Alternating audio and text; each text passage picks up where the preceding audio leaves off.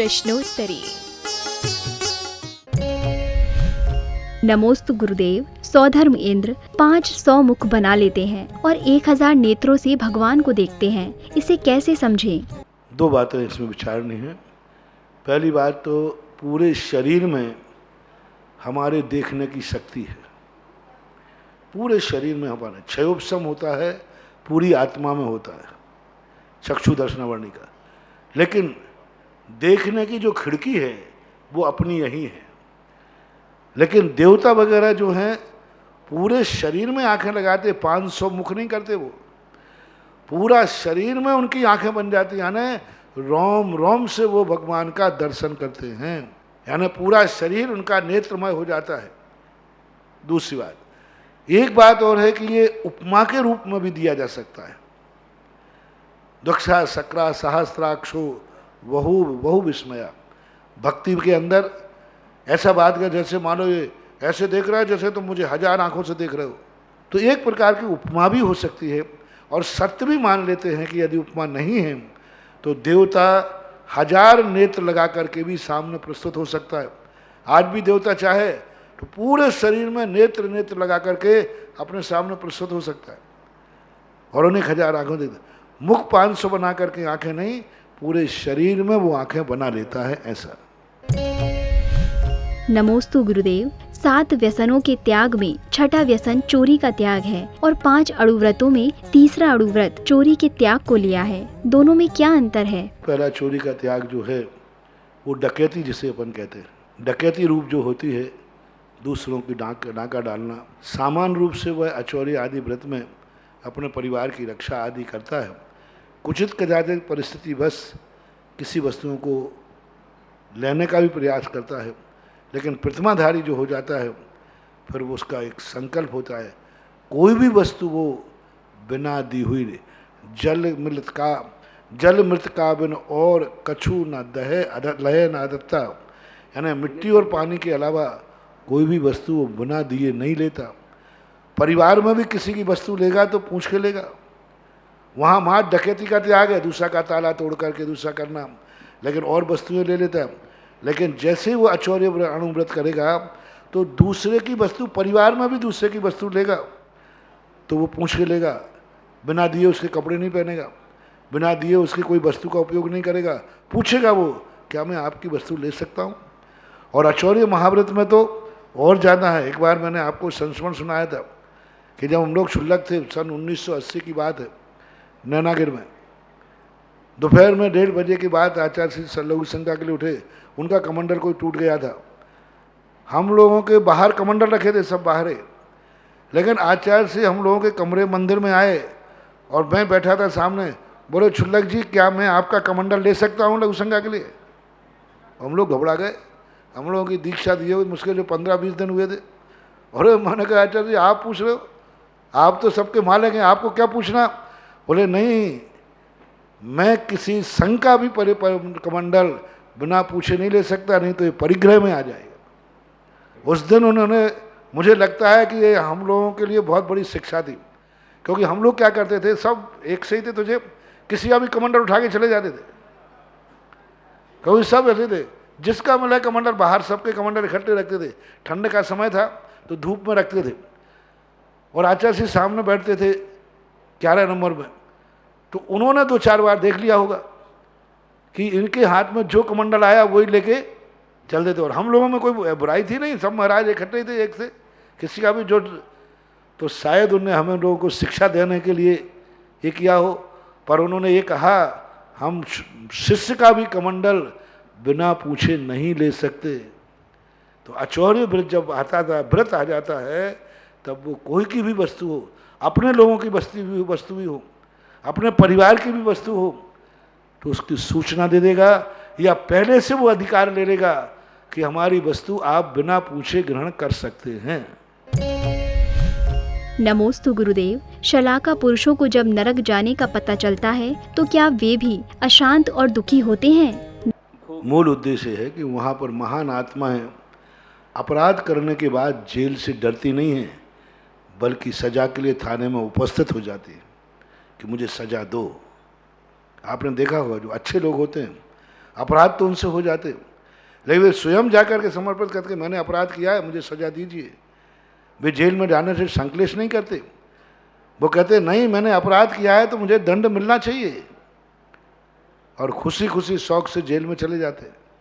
इसी प्रकार ये 63 सलाका पुरुष क्यों हैं, नरक जाते हुए 63 सलाका पुरुष क्यों हैं? क्योंकि इनको ये ज्ञान हो जाता है कि मैंने अपराध किया है, मैंने गलती की है, मैंने निदान बंद किया है, मैंने धर्म के लिए जो मोक्ष प्राप्त करने का साधन था इससे मैंने संसार मांगा है, भोग विलासिता मांगी है, तो मैंने धर्म का अनादर किया है और बहुत बड़ा अनादर किया है, इसलिए मुझे नरक की सजा मिलना चाहिए। वो सहर्ष स्वीकार करते हैं। जब राजा शनक को पता चला समोषण में कि मुझे नरक जाना निश्चित हो गया, तब राजा शनक कहते बिल्कुल नरक मिलना ही चाहिए, क्योंकि मैंने मुनिराज के ऊपर उपसर किया है, उपसर किया है। महान आत्माएं अपने अपराध पड़ने के बाद सजा से मुकरती नहीं है। अंजना के संबंध में आता है, जब अंजना पहले बहुत दुखी होती थी, जिस दिन से उसे पता चला कि मैंने अपराध किया था, एक सौतिया ढाई के कारण मूर्ति को हमने उपसर कर दिया था, उसके बाद अंजना रोई नहीं। उसने कहा नहीं ठीक है, इससे भी ज़्यादा सज़ा मुझे मिलना चाहिए, 22 वर्ष नहीं 22 सागर की सज़ा मिलना चाहिए। उसके बाद फिर वो रोई नहीं, बोले ठीक मिल रहा है, मैंने अपराध किया है।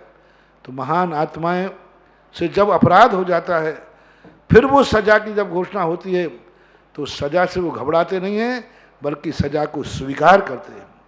इसलिए वो 63 सलाका पुरुष में है, क्योंकि उनको मालूम चल गया कि मैंने बहुत बड़ी गलती की है, धर्म को मैंने संसार के लिए बाजी पर लगा दिया और ये बहुत बड़ा अपराध है, मुझे सज़ा मिलना ही चाहिए। ऐसे महान आत्माएं आज भी अपन देखते हैं, जो अच्छे लोग अपराध होने के बाद स्वयं प्रायश्चित लेने पहुंच जाते। त्यागी वृत्ति देख लो आप, अपराध करने के बाद सजा से डरते नहीं हैं, स्वयं जाके कहते मुझे सजा दीजिए, मैंने अपराध किया है। तो ऐसे उनके महान परिणाम होते हैं, इसलिए उनको ऐसी बात नहीं आती, मालूम तो चल जाता है। नमोस्तु गुरुदेव। पारसनाथ चालीसा में आया है कि पद्मावती ने फन फैलाया और उस पर स्वामी को बैठाया, जबकि जैन धर्मानुसार महिलाएं भगवान को छू नहीं सकती, समझाएं। आगम में नहीं है, शास्त्र में नहीं। पद्मावती ने क्या किया था, थोड़े दिन रुक जाओ, बिजोलिया में प्रैक्टिकल दिखाने वाला हूँ। यहाँ प्रैक्टिकल दिखेगा कि पद्मावती ने क्या किया था। कोई आगम में नहीं है पद्मावती ने, धर्मेंद्र ने आकर के उनको अपने फन पे बैठाला था, और पद्मावती ने राज में ला करके जब वो पत्थर बरसात बरसा रहा था, तो पद्मावती ने उस फन के ऊपर जाकर के छत्र लगा दिया था। उत्तर पुराण में भी यही आया है, शास्त्र में। और प्राचीन मूर्तियाँ जितनी हैं दक्षिण भारत में, उत्तर भारत में, सब में प्राचीन मूर्तियों में यही बना हुआ है कि उन्होंने फन फैलाया, फन के ऊपर छत्र लगाया था। कभी भगवान को अपने सिर पर नहीं उठाया, ना उठाया था, ना भगवान बैठे थे। इसलिए हे देवियों, इसकी नमोस्तु गुरुदेव। केवली जब विहार करते हैं या समवशरण में उपदेश चलता है, तो उस समय केवली भगवान को कौन सा उपयोग होता है? तीर्थंकरों का उपयोग ना तो शुभ है, ना अशुभ है, ना शुद्ध है। उनका उपयोग मात्र पूज्यवर कुंद भगवान ने नियम सार के अंदर स्पष्ट उल्लेख किया कि उनका उपयोग निरंतर आत्मा में रहता है, सर्वज्ञता में उनका उपयोग नहीं है। त्रिकालवर्ती पदार्थ उनके ज्ञान में झलकते हैं, उनको कोई खबर नहीं है, उनके अनुभव में नहीं आता, अनुभव की पर्याय नहीं बनता, झलक रहा है बस। उनको ये भी पता नहीं कि झलक रहा है, बहुत बड़ी बात कह रहा हूँ। उनके ज्ञान में ये भी नहीं आ रहा है कि झलक रहा है, उनको ये भी पता नहीं कि तीन लोक में क्या हो रहा है। वो मात्र एक आत्मस्वरूप में निश्चित होते हैं। इसलिए उन्होंने सर्वज्ञता व्यवहार से कह दी। व्यवहार का अर्थ ही होता है कि ऐसा लग रहा है, ऐसा हो रहा है, कहने में आ रहा है, सत्य है, वो अपने आत्मा में होते। पूज्यवर पूज्यपाद स्वामी ने श्री सरवार सिद्धि के अंदर जब विशुद्धि स्थानों की चर्चा की श्रेणी में, संयम लब्धि स्थानों की चर्चा की जब उन्होंने गुणों स्थानों में, तो उन्होंने सबसे और सब विशुद्धि बढ़ाते गए आनंद।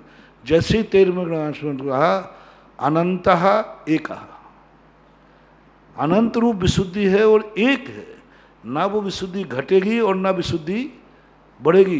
पूरे जीवन काल एक समान विशुद्धि चलती रहती है।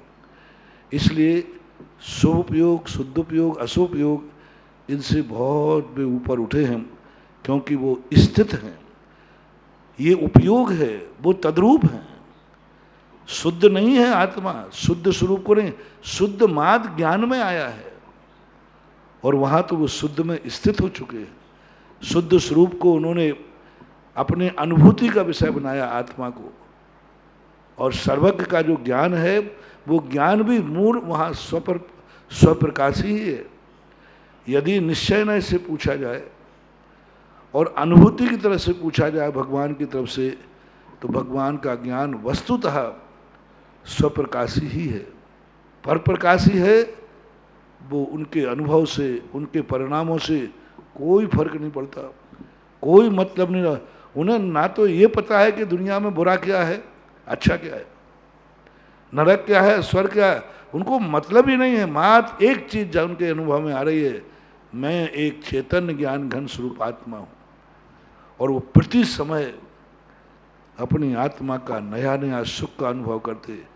इसी कारण से अनादिकाल से, एक दिन मैंने कहा था, अनादिकाल से जितने अपन लोगों ने अभिभागी प्रतिषेध खर्च किए हैं, उससे भी अनंत गुणा भगवान का खर्च है।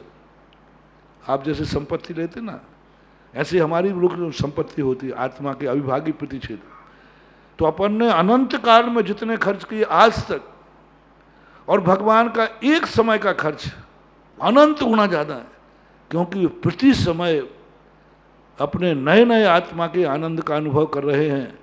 इसी कारण से उनके उत्पाद व्यय घटता है, पर की अपेक्षा नहीं, स्वयं की अपेक्षा खर्च हो रहा है उनका। इतना आनंद प्रति समय ले रहे हैं तो क्या फोकट में रहेंगे क्या?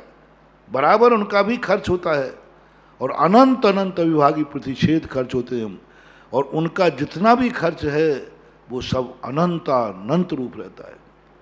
इसलिए मत समझना कि भगवान का स्थिति उपयोग जो है वे मात अपने एक स्थित रह गए। इन तीनों उपयोगों से तो वे रहित हो गए, क्योंकि यह उपयोग 12वें तक ही शुद्ध उपयोग होता है।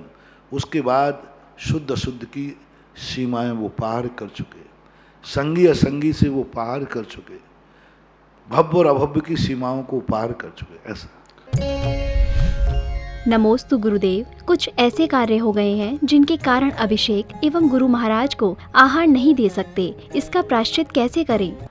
जो पाप जीवन भर के लिए हो जाते हैं, एक बार पाप करने के बाद आजीवन कारावास हो जाता है।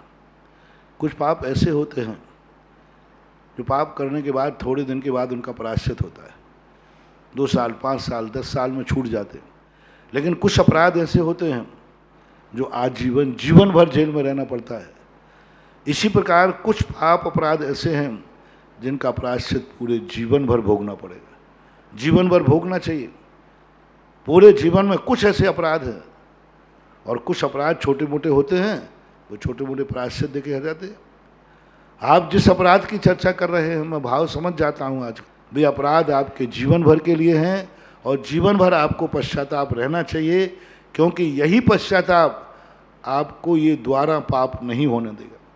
यदि आपने जिंदगी में इसका पश्चाताप नहीं किया, पुनः ये पाप करने का अवसर तुम्हें फिर आएगा, फिर अगला भाव बिगड़ेगा। हो गया, इसका प्रायश्चित जीवन भर भोगिए। इससे परिणाम ये निकलेगा कि आपको भवांतरों में कभी ऐसा पाप आपके द्वारा होगा ही नहीं। जो अपराध जीवन भर का है उसकी सजा जीवन भर ही है। नमोस्तु गुरुदेव, अनुश्रेणी गति का क्या अर्थ है? अनुश्रेणी गति का अर्थ होता है आकाश की जो प्रत्येक पंक्ति है, आकाश की पंक्तियाँ कपड़े में ताने बाने के समान होती है। आकाश के जो प्रदेश होते हैं ना, ये ताने बाने के समान होते हैं। जैसे कपड़ा बनता है एक ऐसा और एक ऐसा खड़ा, इसी प्रकार प्रदेश होते हैं, आकाश की प्रदेश पंक्ति होती है। तो जब वो सीधी जाती है, ये श्रेणी है, सीधी जाती है श्रेणी, तिर्यक नहीं जाती। अनुश्रेणी का अर्थ है किसी भी दिशा में जाएंगे सीधे जाएंगे। मान लो इधर जाना है तो बिल्कुल 90 डिग्री का एंगल बनेगा, इधर भी, सामने भी, ऊपर भी, नीचे भी, ऊपर भी। 8 दिशाओं में, 4 दिशाओं में, 8 दिशाएं नहीं बनेंगी, चारों दिशाएं और 2 ऊपर की और एक ऊपर की एक नीचे की, ये 6 दिशाओं में अनुश्रेणी गति बनती है। 6 दिशाएं बनेगी। यदि कोई मरण को प्राप्त हो गया तो आत्मा अनुश्रेणी गति से ही जाती है, इसलिए उसको मोड़े लेना पड़ते हैं, ऐसा जाने। अनुश्रेणी का अर्थ है क्रमवार एक लाइन में 90 डिग्री से गमन करना, उसको अनुश्रेणी गति कहते हैं। नमोस्तु गुरुदेव। गुरुदेव, आप बारिश के पानी के उपयोग पर जोर देते हैं, लेकिन उसमें TDS नहीं होता, जिससे बीमार पड़ सकते हैं, समझाइए। हमारे आचार्य ने, हमारे पूर्वजों ने जो विधि है वो पूरी करिए। उसमें एक चूने का मटका रख दीजिए, आपको कैल्शियम मिल जाएगा। और वो पानी जो रखा है, धीरे धीरे उसमें अपने आप उस चूने के मटके के कारण से सब तत्व तुम्हें मिलते जाएंगे। जहाँ पहले से चूने थे उनमें एक चूना का बना करके, चूना को जमा करके एक मटका रख देते हैं। वो पिघल के तो उसमें जाता नहीं, लेकिन पानी उसमें से भरा रहता है तो उसमें से आता रहता है। वो करना चाहिए। अच्छा, आपने ये तो कह दिया TTS जब निकल गया, आपकी बिस्लरी बोतलों में क्या है? मतलब टाँके पे तो आपने ऑब्जेक्शन कर दिया, लेकिन बिस्लरी पे नहीं गया। TTS कितना है भाई? बिस्लरी 5% TTS है? और कई बार 0। अब 0.5% है और सारी दुनिया पी रही बोतल की। सारी दुनिया सबसे ज़्यादा बिस्लरी का पान कर रही और उसमें कोई TTS नहीं है। ऐसा तुम्हें लोग बता रहे हो, मुझे पता नहीं है। अब वहाँ उनको पीने में कितना बड़ा, उसको तो बड़े शौक से पी, अरे बोतल का पानी पी रहा हूँ, बड़े स्टैंडर्ड मेंटेन है आजकल। और टाँके की बात आई तो TTS FTS आ गया, कुछ आ गया। कुछ नहीं होने वाला है। जो TTS है और सब्जियों से खा लेना और रोटी में खा लेना, नहीं हो तो फक्की मार के खा लेना कोई चीज़ में, उसकी गोलियां आ जाएंगी। उसके और भी उपाय हैं TTS से आदि मिनरल उसमें बढ़ाने के। आपको बहुत सारे साधन हैं, लेकिन कम से कम उससे आप हिंसा से तो बचेंगे कम से कम, ऐसा बात। नमोस्तु गुरुदेव। जब केवली भगवान को मोक्ष होता है तो उनके नख और केश ही क्यों रह जाते हैं, पूरा शरीर क्यों नहीं जाता? उसका हेतु एक ही है कि उसमें आत्म प्रदेश नहीं होते। जहाँ जहाँ आत्म प्रदेश होते हैं वो सारा का सारा शरीर बिखर जाता है। और नख और केशों में आत्मा के प्रदेश नहीं। जैसे अपने बाल हैं, अब इनमें आत्मा के प्रदेश नहीं, अपन उनको पकड़ते हैं, चौखट नहीं आता। नाखून में आत्मा के प्रदेश नहीं है। नाखून है, इसके अंदर नाखून वो चमड़ी के रूप में है, उसमें आत्मा के प्रदेश वो नहीं, जो काठिन्य भाग है। इसी प्रकार बाल की जड़ नहीं, बाल की जड़ तो मांस है। बाल की जड़ तो एक मांस का रूप है, वो नीचे का हिस्सा। ऊपर के जहाँ जहाँ से बालत्व प्राप्त होता है वह आत्म प्रदेश न होने से वो नहीं बिखर पाता है, पड़े रह जाता है। नमोस्तु गुरुदेव। बच्चे के जन्म के समय क्या माँ और बच्चे को गंधोदक लगाया जा सकता है? मैंने कई बार बताया थी, खूब अच्छी तरह से लगाना ही चाहिए, सकता मत लगाओ। मैं तो कहता हूँ कि हर बच्चे का माँ बाप जब पहला दर्शन करें, हाथ में गंधोदक ले जा कर के ही उसका दर्शन करें, पहला आशीर्वाद दें। हाथ में गंधोदक से भरा हुआ हाथ उसके माथे पर लगाना ही चाहिए। आज तो बड़ी सुविधा है। आजकल तो डिलीवरी का टाइम तुम्हें पता चल जाता है डॉक्टर से, और डॉक्टर कहता है कि एक आध दिन आगे पीछे भी कर सकता हूँ। तो आप तो सुबह कहना, भैया मैं सब अच्छी तरह से अभिषेक पूजन शांति धारा करके रहता हूँ, गंधोदक आएगा, माँ को दीजिए, बच्चों को दीजिए, कोई नहीं। गंधोदक बनाने में शुद्धि चाहिए है, गंधोदक लगाने में नहीं। जब पशुओं तक के लिए दिया जा सकता है, कुत्ते बिल्लियों को लिए भी गंधोदक दिया जा सकता है, तो फिर इससे ज़्यादा तो अशुद्ध और कोई नहीं है ना, कोई बाधा नहीं।